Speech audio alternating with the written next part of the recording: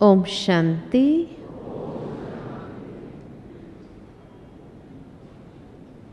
बाबा ने हम सभी को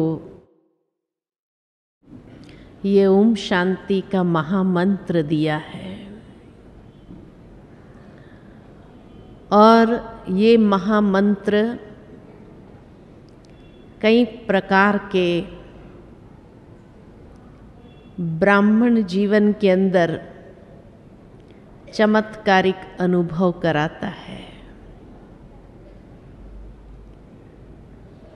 यही जीवन का आधार है, जीवन का सार है।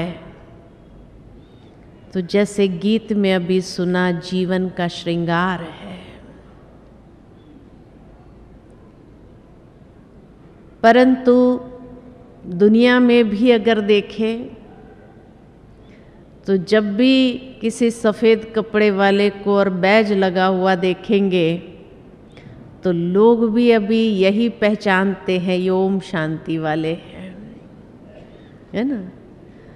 धीरे धीरे ओम शांति इतना प्रख्यात होता जा रहा है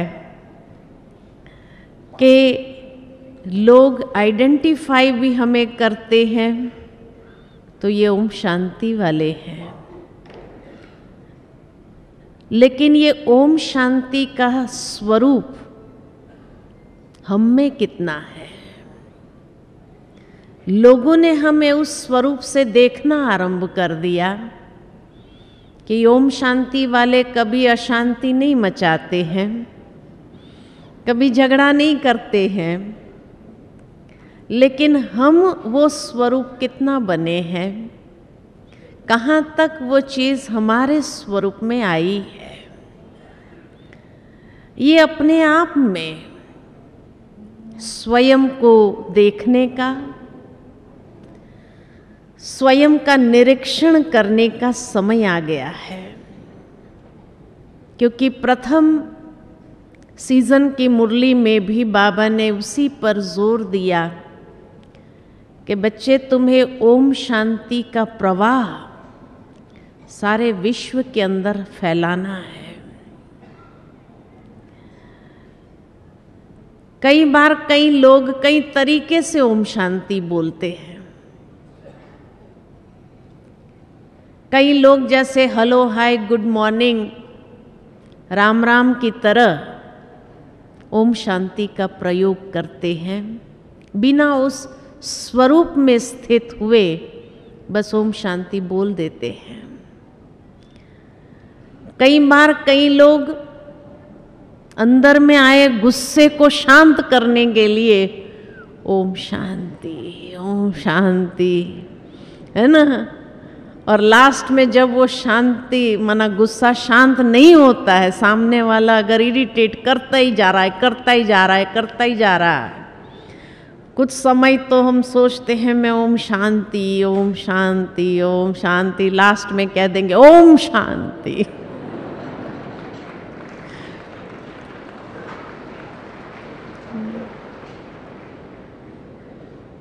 कई लोग बड़े उदास हो जाते हैं, निराश हो जाते हैं, तो भी ओम शांति, है ना। कई तरीके से बोलते हैं ओम शांति। इसलिए कहा वास्तव में सही स्वरूप क्या है ओम शांति का।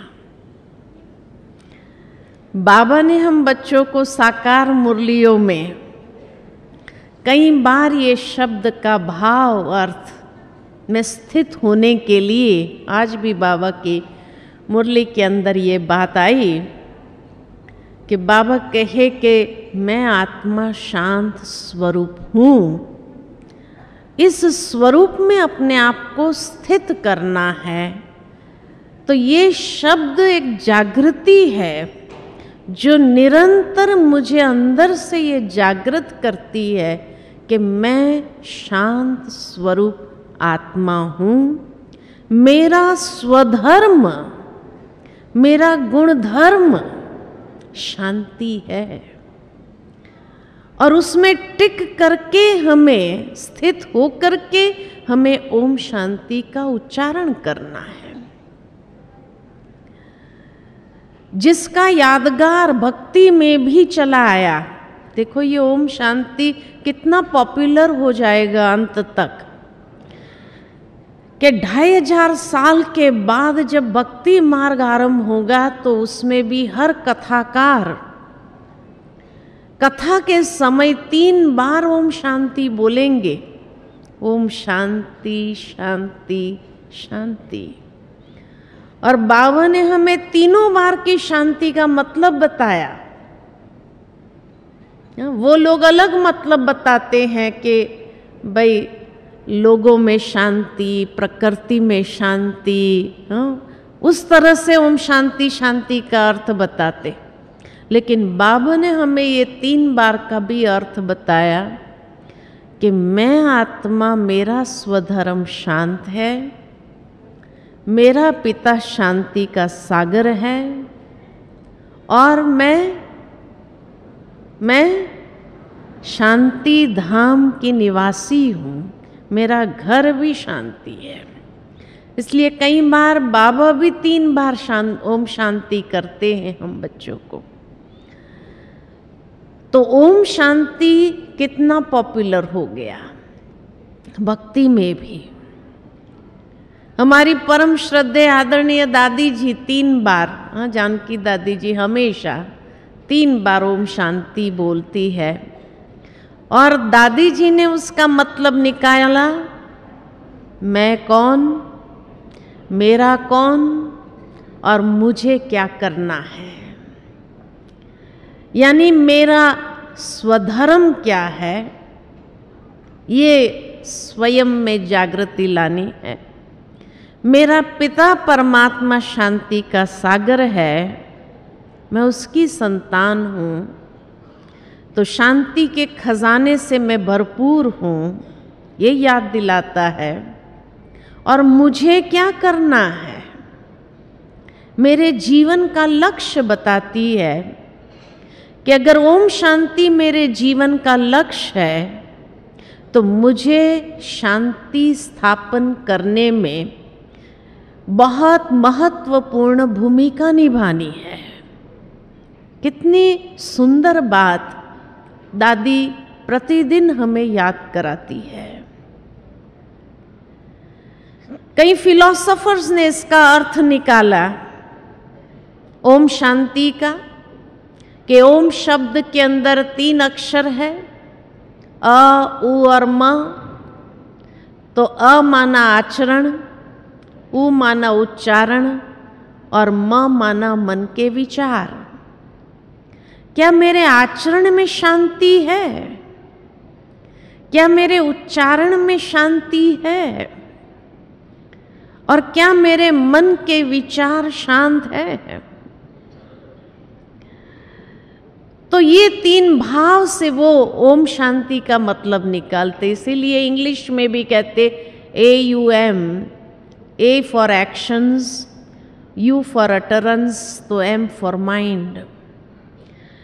अगर ये तीनों हार्मनी में है तो जीवन में शांति है। अगर ये तीनों एक दूसरे के साथ सुसंवादिता में, एकता में चल रहे हैं, मन के विचार, उच्चारण और आचरण, तो जीवन के अंदर शांति है ही है। तो जिसने भी अर्थ बताया बहुत सुंदर अर्थ बताए, लेकिन बाबा ने हमें जैसे जड़ या मूल स्वरूप में टिकने के लिए प्रेरित किया है। ये ओम शांति स्वरूप क्यों बनना है हमें? क्या फायदा होगा? बाबा ने जब इस साल प्रथम सीजन की मुरली के अंदर ये प्रवाह फैलाने के लिए जब कहा, तो ये संकेत करता है, कई अव्यक्त मुरलियों को याद दिला देता है कि यही अंतिम समय साक्षात्कार का आधार बनेगा। जितना शांति का प्रवाह हमारा होगा, ये शांति का प्रवाह बाबा का साक्षात्कार करेगा। बाबा की प्रत्यक्षता का आधार हमारे सूरत और सीरत द्वारा स्पष्ट करेगा। वहां तक कि बाबा ने कहा कि जब ये ओम शांति के प्रवाह में आप होंगे तो अनेक भटकती आत्माओं को ठिकाना प्राप्त होगा। अनेक अशांत परेशान आत्माओं को शांति में स्थित होने के लिए हिम्मत प्रदान करेगा। वहां तक कि डिप्रेशन वाली आत्माएं भी अगर आपके सामने आ जाए तो आपके शांति के प्रवाह से उनको भी अंदर में एक बल प्राप्त होगा। कैसी भी संस्कार वाली आत्मा हमारे सामने उधम मचाते हुए आ जाए अपने संस्कारों के कारण, लेकिन ये ओम शांति का प्रवाह जो होगा उनके संस्कारों को भी शीतल करने की ताकत रखता है। इतना आपका शांति का प्रवाह अंतिम समय में कार्य करेगा। वहां तक कि बाबा कहते हैं कि कई कर्म भोगने वाली आत्माएं जो होंगी जब आपके ओम शांति के प्रवाह में आ जाएंगे तो वो भी कर्म भोग से मुक्त होकर जीवन मुक्त स्थिति का अनुभव करेगी। इतनी ताकत है इसमें। आज भी जब बार बार बाबा मुरली में ये कह रहे थे कि जीवन मुक्त देने वाली तुम आत्माएं हो, तुम बाप को याद करते हो तो दूसरों को जीवन मुक्ति प्राप्त होने लगेगी। हमारी याद की शक्ति से जीवन मुक्त स्थिति का अनुभव कराएगी, खुद को भी अनेकों को। तो आप सोचो कि ये ओम शांति का प्रवाह कितना मैजिकल कार्य करना आरंभ करेगा। और ये चमत्कारिक अनुभव करने के लिए मुझे उसका स्वरूप बनने की आवश्यकता है। भावार्थ ये कि बाकी और पुरुषार्थ छोड़े, लेकिन अगर इस एक पुरुषार्थ को भी हमने साध लिया, ओम शांति को ही साध लिया जीवन के अंदर, तो कितने चमत्कारिक अनुभव अनेकों को साक्षात्कार कराने के निमित्त आप बन जाएंगे। आपके चेहरे से, चलन से अनेक आत्माओं को इसका अनुभव होगा। तो कितनी बड़ी बात है ये, है ना। इसलिए बाबा कई बार हमें कहते हैं बड़ी बड़ी बातों के पुरुषार्थ में अगर न भी जाओ, खाली एक बात को साधने का पुरुषार्थ करके देख लो, तो उसके आधार पर कई बातें, क्योंकि ये फाउंडेशन है, फाउंडेशन को अगर हमने साध लिया तो उसके बाद बिल्डिंग बनाना, भविष्य बनाना कौन सी बड़ी बात हो जाती है। तो साइलेंस की शक्ति क्या होती है, पावर क्या होती है, उसको बाबा ने हमें कई बार मुरलियों के माध्यम से, चाहे साकार चाहे अव्यक्त मुरलियों के माध्यम से उसका इम्पोर्टेंस बताया है कि साइलेंस की शक्ति क्या नहीं कर सकती है। वहां तक कि मनसा सेवा का आधार, दूसरों को योगदान देने का आधार, ये भी तो ओम शांति का स्वरूप है कि जब शांति में हम स्थित हो जाते हैं तो हमारा शांति का प्रवाह, वो वाइब्रेशंस कितनी आत्माओं की सेवा करने के निमित्त बन जाएंगी। तो मनसा सेवा का आधार ओम शांति है, साइलेंस पावर है। लेकिन ये ओम शांति के प्रवाह में कौन टिक सकता है, उसके लिए मुख्य धारणाएं क्या है, कैसे हम ओम शांति स्वरूप बन जाए। तो उसकी सबसे प्रथम धारणा है अंतर्मुखी सदा सुखी। बाबा ने ये स्लोगन जो हमें दिया है, अंतर्मुखी सदा सुखी। अंतर्मुखता का स्वरूप जो बाबा कहते हैं, अंतर्मुखता शब्द से 3 बातें आ जाती है कि अंतर्मुखता की गुफा में चले जाओ। गुफा में जाना मतलब कि जो आत्मा के ये सीट है भ्रुकुटी की गुफा में अंदर चले जाओ। और अंदर जाकर क्या करना है? तो गुफा में जब बैठते हैं लोग, ऋषि मुनि साधु महात्माएं जब गुफा में बैठते तो एक संकल्प में अपने मन को स्थिर कर देते हैं, जिसके लिए बाबा कहते एक के अंत में खो जाना।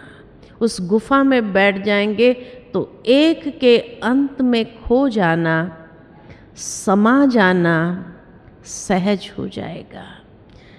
इसीलिए अंतर्मुखता की गुफा में जब तपस्या में बैठते हैं, योग में बैठते हैं, तो योग में बैठते ही अंतर्मुखता की गुफा में चले जाओ, यानी एकांत में, एक के अंत में खो जाना, ताकि एक रस स्थिति का अनुभव हम कर सके। दूसरा, जब अंतर्मुखता कहते हैं तो अंतर्मुखता माना सागर के तले में चले जाना, समुंदर के तले में। जैसे कोई व्यक्ति सागर के तले में जाता है तो बाहरी दुनिया से कट ऑफ हो जाता है। तो जब हम भी अंतर्मुखता में सागर के तले में चले जाते, यानी हमारा कांटेक्ट भी मन बुद्धि से बाहर की दुनिया, बाहर के प्रभाव से मुक्त होकर के या फ्री होकर के हम बाबा के प्रभाव में चले जाते हैं। समंदर के तले में, सागर के तले में चले जाना, कितनी सुंदर ये स्थिति होंगी, ये अनुभूति होंगी कि जब उस तले के अंदर हम अपने आप को ले चलते हैं। तो सागर के तले में चले जाना, इतनी बाहरी दुनिया के प्रभाव से अपने मन और बुद्धि को मुक्त कर देना। तीसरा, जब अंतर्मुखता कहते हैं तो अंतर्मुखता माना बाबा हमेशा कहते रहे अंडरग्राउंड हो जाना। अंडरग्राउंड माना, अंडरग्राउंड कोई भी साइंटिस्ट जब कोई रिसर्च करना होता है या जब किसी विशेष इन्वेंशन करनी होती है, तब वो अंडरग्राउंड चला जाता है, क्योंकि वहीं पर उसको एकाग्रता प्राप्त होती है। अगर अंडरग्राउंड नहीं हुआ तो एकाग्रता नहीं, बाहर की कई बातों के आकर्षण, आवाज की भी आकर्षण हमें आकर्षित करके अपने तरफ खींच लेंगे। इसलिए अंडरग्राउंड हो जाना, क्योंकि अंडरग्राउंड होने से ही हम नई इन्वेंशन, जैसे साइंस वाले अपनी इन्वेंशन करते हैं और उस प्रयोग में सफल हुए हैं, तो बाबा कहते हैं जब अंडरग्राउंड होते हैं तो एकाग्रता के माध्यम से साइलेंस की शक्ति के प्रयोग के अभ्यासी बनना है हमें, और उसके भी नवीन से नवीन अनुभव हम अपने जीवन के अंदर अनुभव कर सकते हैं और करा सकते हैं। इसीलिए अंतर्मुखी सदा सुखी। अंतर्मुखता का मतलब किनारा कर लेना नहीं है, ये मिसअंडरस्टैंडिंग न हो जाए। लेकिन अंतर्मुखता माना जब तपस्या में बैठो तो मन की स्थिति कैसी हो।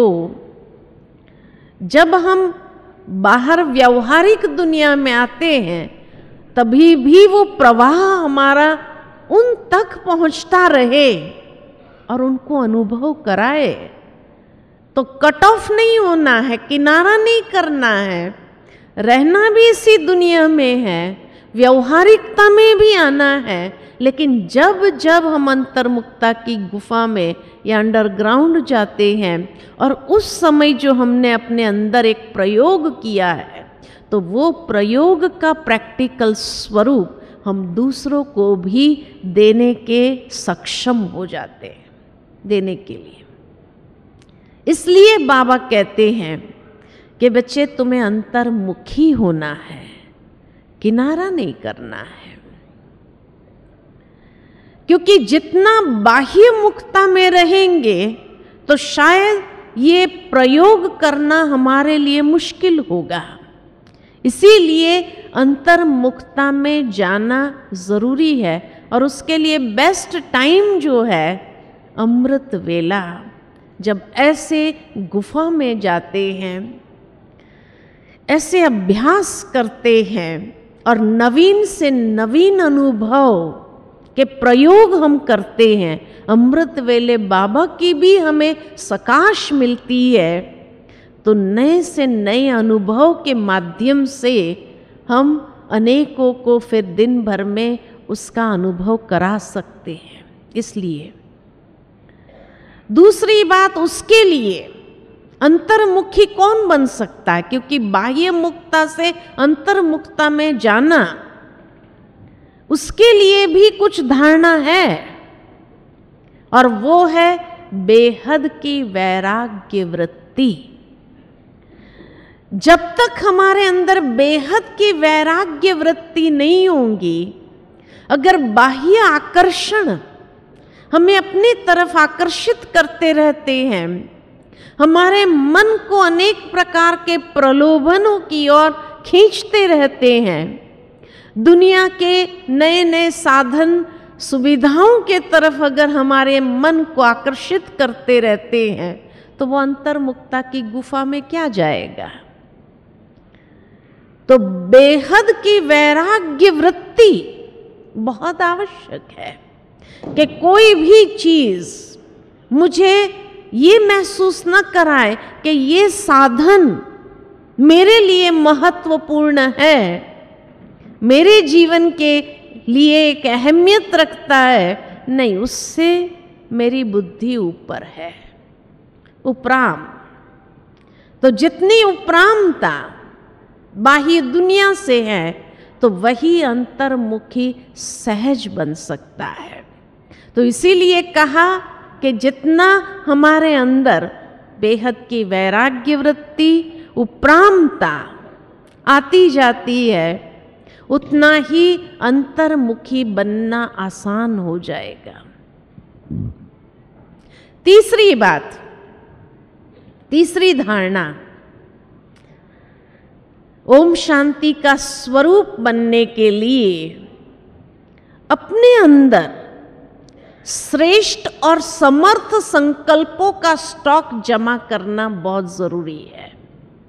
कल आपने जमा के खाते और लीकेज की बातें सुनी, लेकिन वास्तव में जितना श्रेष्ठ और समर्थ संकल्प होंगे, आप सब ने ये महसूस किया होगा, जितना व्यर्थ और नेगेटिव संकल्प चलते हैं तो उसकी गति बहुत फास्ट होती है।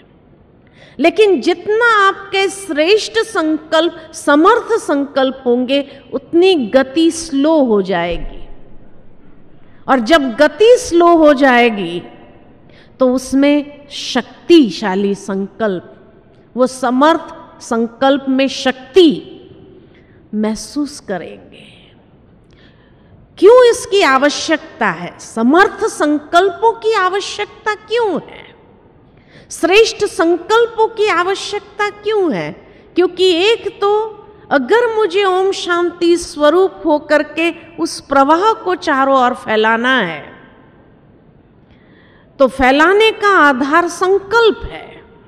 संकल्प ही मीडियम बनता है, और संकल्प जब मीडियम बनता है तो जितना दूर तक हम फैला सकते हैं, क्योंकि खाली ओम शांति स्वरूप हो जाएंगे, अगर समर्थ संकल्प नहीं होंगे, शक्तिशाली श्रेष्ठ संकल्प नहीं होंगे, तो बहुत सहज निद्रा की अवस्था में जाना स्वाभाविक है। वो शांति के प्रवाह में क्या होता है, निद्रा योग होने लगता है। और बाद में पूछो कैसा रहा योग, क्या कहेंगे, बड़ी शांति थी, है ना। ये ओम शांति का प्रवाह नहीं था, ये निद्रा योग का प्रवाह था, तो उसमें शक्ति नहीं थी, तो वो दूसरों को अनुभव नहीं करा सकते।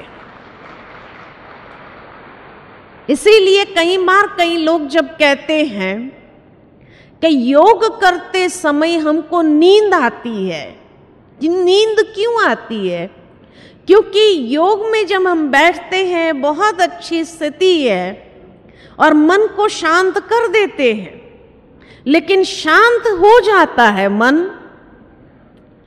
अब शांत होने के बाद उसको समर्थ दिशा देना, साइलेंस की पावर से भरपूर करके उस प्रवाह को फैलाना, ये बहुत ऊंची स्टेज है।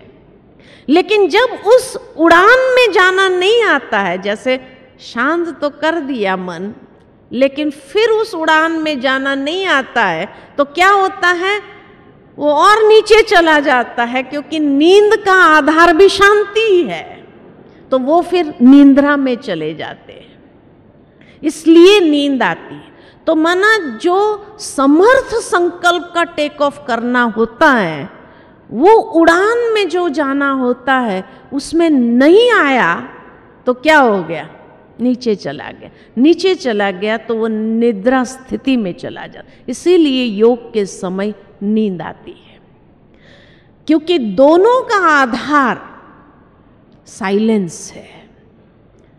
तो वहां तक तो आ गया, मन को शांत करना आ गया, लेकिन शांत करने के बाद उसको समर्थ जो बनाने का है वो नहीं आया, तो इसीलिए निद्रा में चले गए। इसीलिए वहां तक जाना ये तो अच्छी बात है, लेकिन अब उड़ान की ओर जाओ, समर्थ संकल्प के माध्यम से उस समर्थ संकल्पों का प्रवाह जैसे सारे वातावरण के अंदर मुझे फैलाना है। तो समर्थ संकल्प का खजाना हमारे पास होना आवश्यक है। और समर्थ संकल्प कैसे होगा, तो मुरली का मनन चिंतन, उसका जितना अभ्यास होगा तो समर्थ संकल्प की ओर हम आगे बढ़ सकेंगे। अगर मुरली का मनन चिंतन करने का अभ्यास नहीं है, वो फिर नींद में जाना स्वाभाविक है। कि आज बाबा ने कौन सी बातें बताई, आज कितनी सुंदर बातें मुरली के अंदर आई कि जीवन अमूल्य है।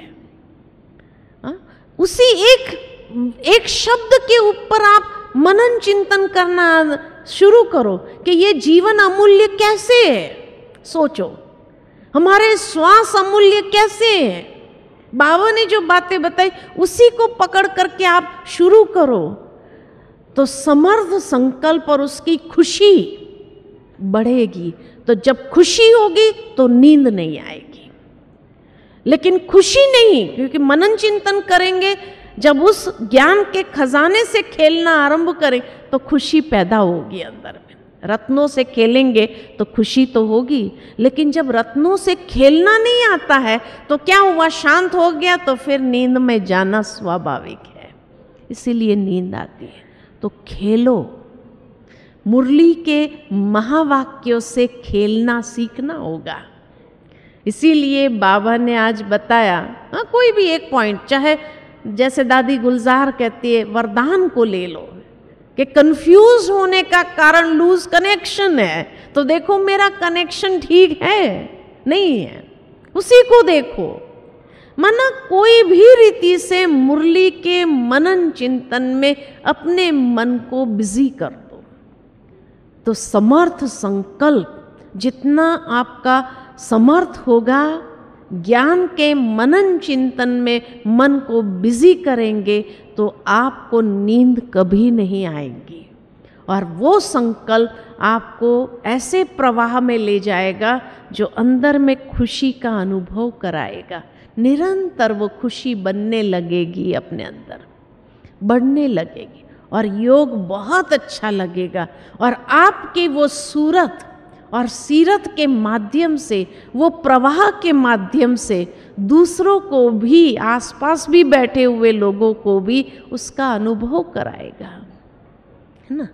तो इसलिए शांति, साइलेंस पावर और समर्थ संकल्प, और उसके लिए चाहिए अशरीरीपन का अभ्यास कि बीच बीच में बाबा जैसे हमें ड्रिल कराते रहे। पिछले कई सालों से अव्यक्त बाप दादा जब भी आते थे तो अव्यक्त बाप दादा मुरली के बीच में ड्रिल कराते थे कि 1 सेकंड में अशरीरी बन जाओ। तो जिस तरह बाबा हम बच्चों को कहते हैं ट्रैफिक कंट्रोल करते हैं दिन भर में, तो उस ट्रैफिक कंट्रोल के समय भी अशरीरीपन के अभ्यास में चले जाओ। या जिसको बाबा ने कहा मन का मौन, मन का मौन, कि कुछ देर के लिए मन का मौन, 3 मिनट ही तो गीत बजता है, तो 3 मिनट में भी मन के मौन में अपने मन को ले चले, एकदम साइलेंस के अभ्यासी हम बन जाए। तो ये धारणा जो है ये हमारे अंदर साइलेंस पावर को भी जमा करेगी और समर्थ संकल्प को भी जमा करेगी। ये पात्रता हमारी विकसित करेगी। इसलिए बाबा कहते हैं इसका अभ्यास करते चलो। और साथ ही साथ ओम शांति का प्रवाह माना, मन को इतना लाइट रखो। 5वीं धारणा ये है, उसको लाइट रखो। जितना हमारे अंदर लाइटनेस होगी, हल्कापन होगा, तो हल्का होने से लाइट के कार्ब में अपने आप को देखेंगे कि जैसे मैं लाइट के कार्ब में हूं। जिसको दूसरे शब्द में आज की दुनिया के लोग कहते हैं लाइट के ओरा में, एक प्रभा मंडल लाइट का अपने आसपास देखो।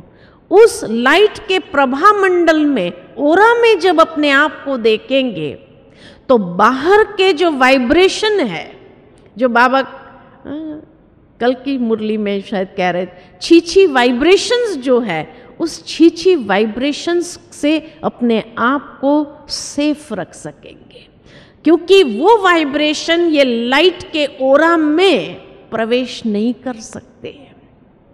तो इसलिए ये महसूस करें हम कि योग में जैसे बाबा की सकाश मुझ पर आ रही है और मेरे चारों ओर एक लाइट का प्रभा मंडल तैयार हो रहा है, और वो लाइट के प्रभा मंडल में मैं अपने आप में हूँ, और उस समय इतने समर्थ और शक्तिशाली संकल्प जब हमारे अंदर होंगे तो वो समर्थ और शक्तिशाली संकल्प मेरे चारों ओर ऐसा प्रवाह क्रिएट कर देगा, जिस प्रवाह में जो भी आ जाए वो सहजता से पूछेगा कैसा, क्या अभ्यास कर रहे हैं आप, जो आपके चेहरे पर इतनी शांति है, आपके जीवन के अंदर ये हलचल, बाहर की दुनिया की हलचल आपको प्रभावित नहीं कर रही है, और वो एक एंजेलिक मुस्कान जिसको कहा जाए, वो एंजेलिक मुस्कान आपके चेहरे पर नजर आने लगती है, और सचमुच ये फील कराएगा लाइट के कार्ब में जब आप है, उस लाइट के प्रभा मंडल में जब है, कि मैं एक एंजल हूँ, मैं एक फरिश्ता हूँ, और फरिश्ता बन करके दूसरों तक भी ये लाइट का प्रवाह, ये शांति का प्रवाह मुझे फैलाना है। मुझे क्या करना है, दादी जानकी जो कहती है, मैं कौन, मेरा कौन और मुझे क्या करना है, ये मेरा कर्तव्य है, ये मुझे करना है कि शांति का प्रवाह उस लाइट के प्रभा मंडल के माध्यम से दूर दूर तक बैठी हुई आत्माओं को भी साक्षात्कार कराएगा कि ये कोई फरिश्ता आया है। कोई सोया होगा, उसको स्वप्न में एक फरिश्ता नजर आएगा, लाइट का फरिश्ता जैसे आकर के मुझे ब्लेसिंग दे करके चला गया, ये महसूस होगा। तो समर्थ संकल्प अगर हमारे अंदर ये स्टॉक जितना जमा होगा समर्थ संकल्प का, तो उससे क्या होगा कि हमारे अंदर की शांति वो शुभ भावना बन करके, दुआएं बन करके, जैसे ब्लेसिंग्स बन करके उन आत्माओं को भी ब्लेसिंग्स का अनुभव कराएगा कि जैसे ब्लेसिंग्स प्राप्त हो गए हैं मुझे। कितनी सुंदर ये फीलिंग होंगी। इसका नाम है ओम शांति स्वरूप होना। इसलिए ओम शांति खाली मुख से बोलने वाली बात नहीं है कि ओम शांति हम एक दूसरे को मिलते ओम शांति, वो तो राम राम जैसा ही हो गया। ये राम राम वाली बात नहीं है कि जैसे दुनिया में लोग एक दूसरे को देखते राम राम कर देते हैं, ये राम राम वाली बात नहीं है। लेकिन ओम शांति स्वरूप हो जाना कितना सुंदर भाव है उसका, और उस सुंदर भाव में अपने आप को स्थित करके देखो तो ऐसा एनर्जेटिक महसूस करेंगे कि वो प्रवाह चारों ओर फैलेगा। मेरा मन तो ये हो रहा है कि मैं कुछ देर आप लोगों को उस ड्रिल में ले चलूं। चलेंगे? बहुत अच्छी बात है ना। तो थोड़ी देर के लिए हम सभी उस ओम शांति के प्रवाह में चलेंगे और बहुत सुंदर साइलेंस के वातावरण को उस लाइट के कार्ब द्वारा समर्थ संकल्प को चारों ओर फैलाएंगे। ओम शांति।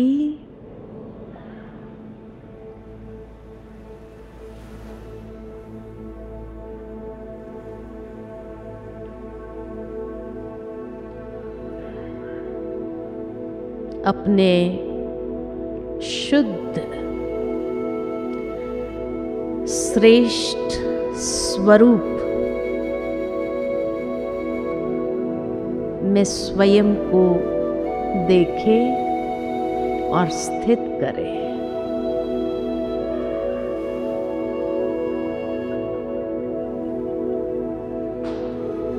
मैं आत्मा शांत स्वरूप,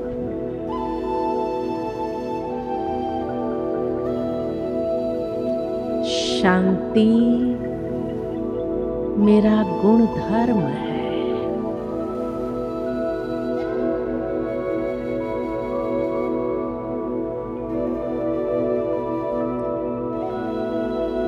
मैं आत्मा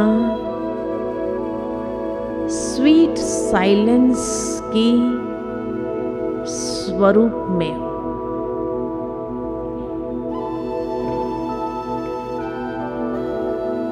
ये शांति में प्रसन्नता समाई हुई है।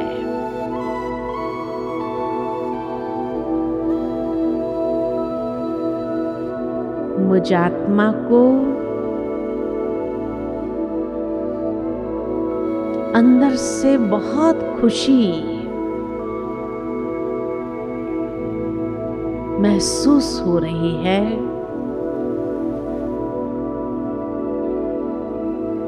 कि मैं कौन हूं।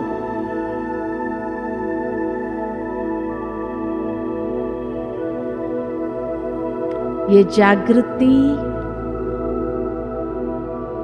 अंदर से मुझे चार्ज कर रही है।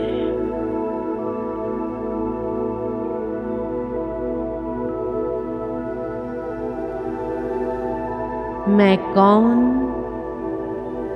मेरा कौन। मैं बाबा की बाबा मेरा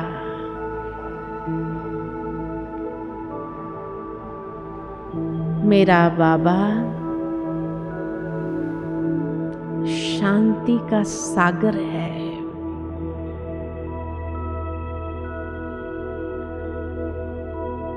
मन और बुद्धि को बाबा के सानिध्य में ले जाती हूँ।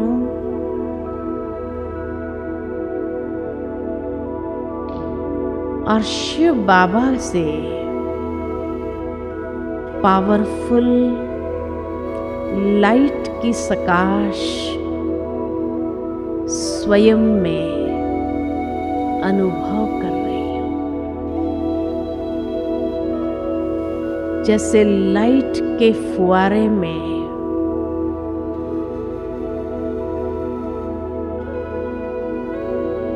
स्वयं को देख रही हूँ।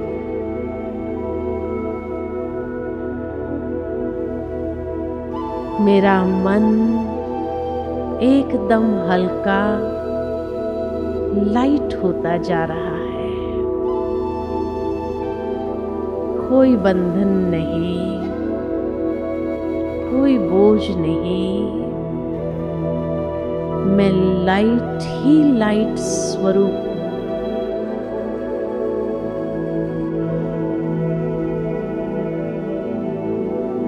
बाबा की लाइट की किरणें मुझे ऐसी ऊर्जावान बना रही है जो चारों ओर ऊर्जा एक लाइट का प्रभा मंडल बनकर फैलता जा रहा है।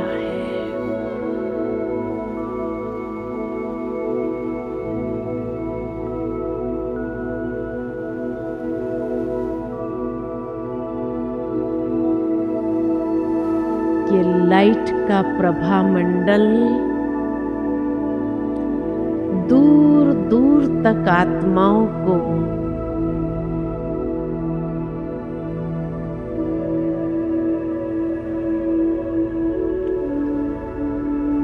राहत का अनुभव करा रहा है।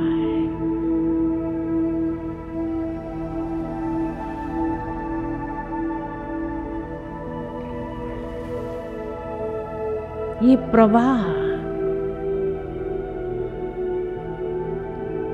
मुझ आत्मा से दूर दूर तक फैलता जा रहा है।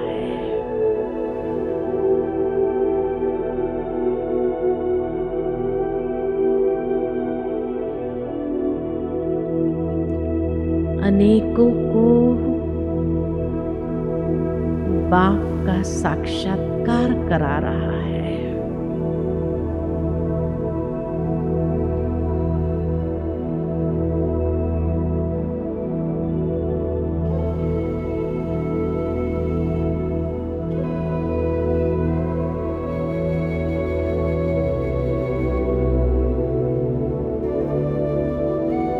ये प्रवाह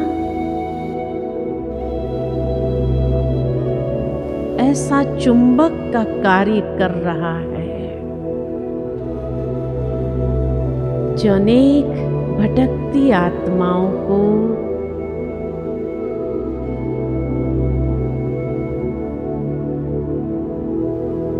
बाबा के घर तक ले जा रहा है।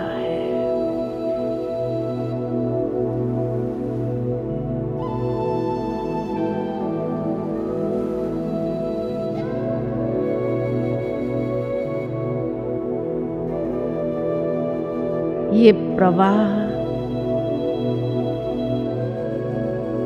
परेशान आत्माओं को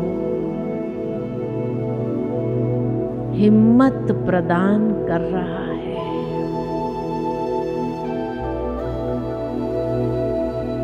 अशांत आत्माओं को शांति की अंजलि दे रहा है।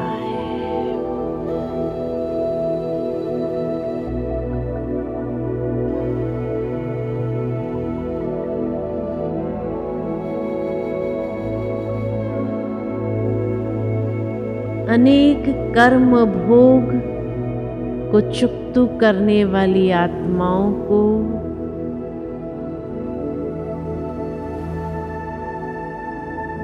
भोगनाओं को शांत कर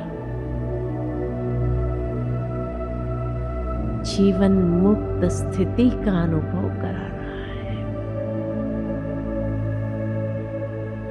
कितनी समर्थ शक्तिशाली स्थिति में मैं हूं।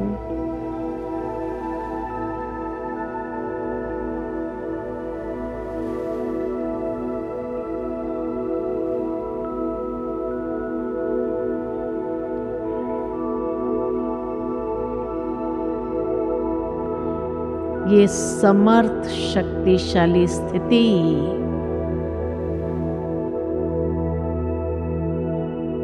परमात्मा को भी आकर्षित कर अपने वतन से साकार वतन में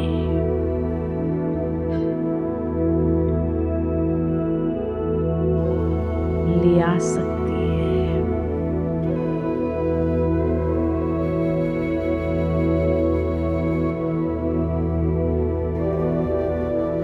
मैं शांत हूं, शुद्ध हूं, समर्थ आत्मा हूं।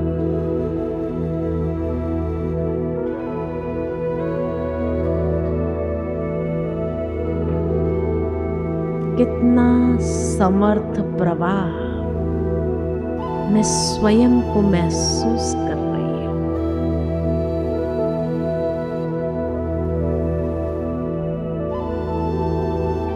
मन हल्का, तन हल्का, मैं आत्मा हल्केपन में।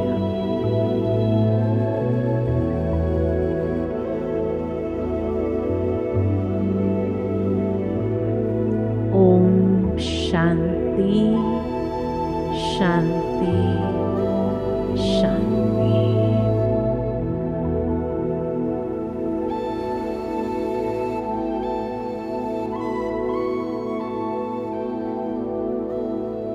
ओम शांति।